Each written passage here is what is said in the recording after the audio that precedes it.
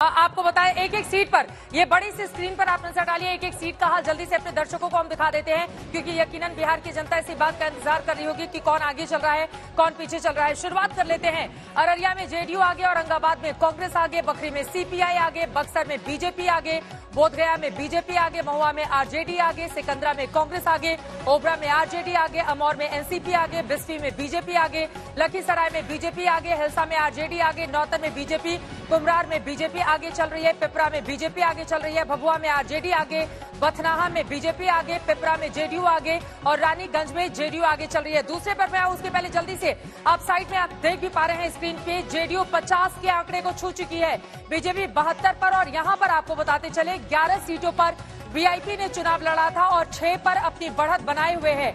JDU के मुकाबले VIP के लोग जो हैं वो बीजेपी के ज्यादा करीब है। तो यहाँ पर एक तरफ बीजेपी सबसे अच्छा कर रही है और उसके बाद उनकी जो गठबंधन वाली पार्टी वीआईपी है वो अच्छा कर रही है। हमको 7 सीटें दी थी, दलित वोट बैंक को अपने पक्ष में लाने की कोशिश भी की गई थी नीतीश कुमार की ओर से, लेकिन हमें ऐसा लग रहा है जीतन राम मांझी अपनी गया की इमामगंज सीट पे ही आगे चल रहे हैं, बाकी उनके रिश्तेदार भी पीछे हैं। फिलहाल दूसरी तरफ हम नजर डाल लेते हैं जल्दी से। फारबिसगंज में बीजेपी आगे चल रही है, गुरुआ में आरजेडी, बेगूसराय में कांग्रेस आगे चल रही है, दिनारा में एलजेपी आगे, गया शहर में बीजेपी आगे, राघोपुर में आरजेडी आगे।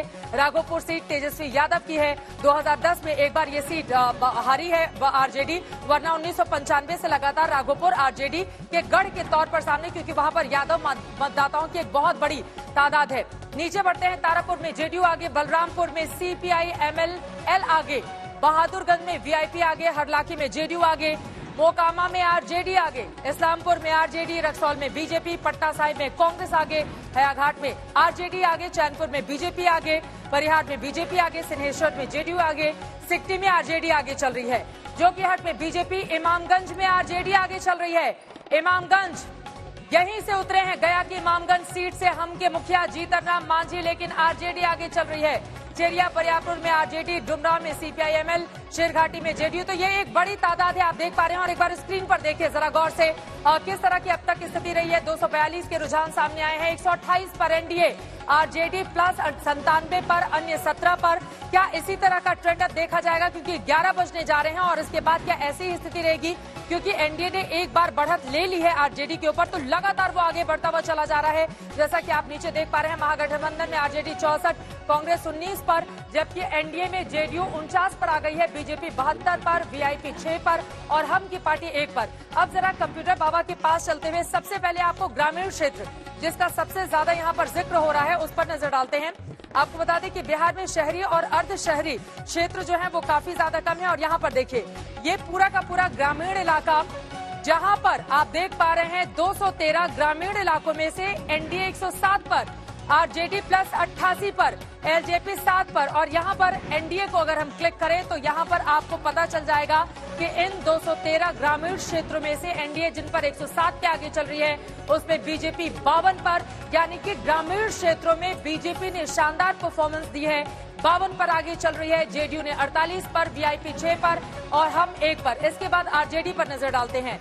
आरजेडी ग्रामीण क्षेत्रों में देखिए, यहाँ पर आरजेडी 59 पर, 88 महागठबंधन की जो अब तक के रुझान की सीटें हैं, आरजेडी 59 पर, कांग्रेस पार्टी 16 पर, सीपीआई 2 पर, सीपीएम 3 पर, सीपीआई एमएल 8 पर और यहाँ पर एलजेपी 7 पर। हमारे साथ बने हुए हैं अरविंद वाजपेयी जी, एलजेपी का बार बार जिक्र करने की वो बात कर रहे हैं, लेकिन 129, 242 में से एनडीए 130 पर, आरजेडी प्लस लगातार खिसकता हुआ दिखाई दे रहा है।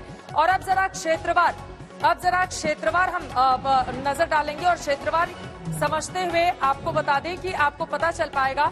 क्षेत्रवार पर आते हैं, क्षेत्रवार कहाँ कौन, ये देखिए 6 अलग अलग हिस्सों में हमने बांट कर रखा है। सबसे पहले भोजपुर की बात कर लेते हैं। उत्तर प्रदेश से सटा हुआ ये इलाका, सबसे नजदीक वाराणसी है, प्रधानमंत्री नरेंद्र मोदी की जो संसदीय सीट है। और यहाँ पर एनडीए 14 पर, आरजेडी प्लस 31 पर, एलजेपी 1 पर, अन्य 2 पर।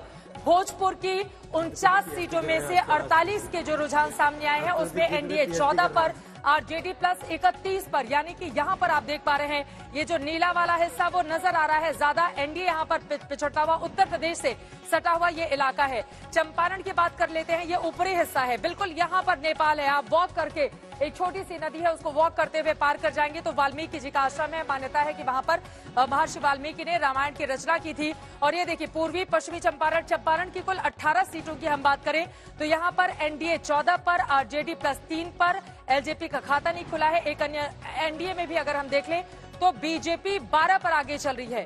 ये पूरा का पूरा हिसाब देख रहे हैं। जेडीयू 2 पर आगे चल रही है। ये चंपारण की 18 पूर्वी और पश्चिमी चंपारण की हम बात कर रहे हैं, जहां की 18 सीटों में से 14 पर एनडीए आगे चल रही है। जबकि अगर आरजेडी प्लस पर नजर डाल लें तो आरजेडी 2 पर, कांग्रेस पार्टी 1 पर यहां पर चंपारण में दिखाई दे रही है।